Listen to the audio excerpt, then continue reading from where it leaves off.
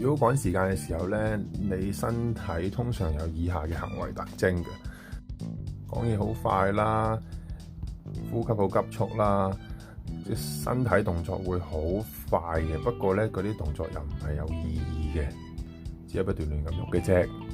通常較明顯嘅呢，就係講嘢好急促。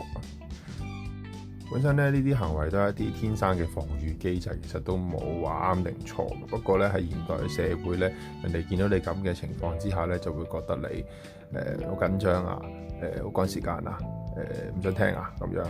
咁呢一啲咧都係令到你同人嘅相處咧會有啲影響嘅。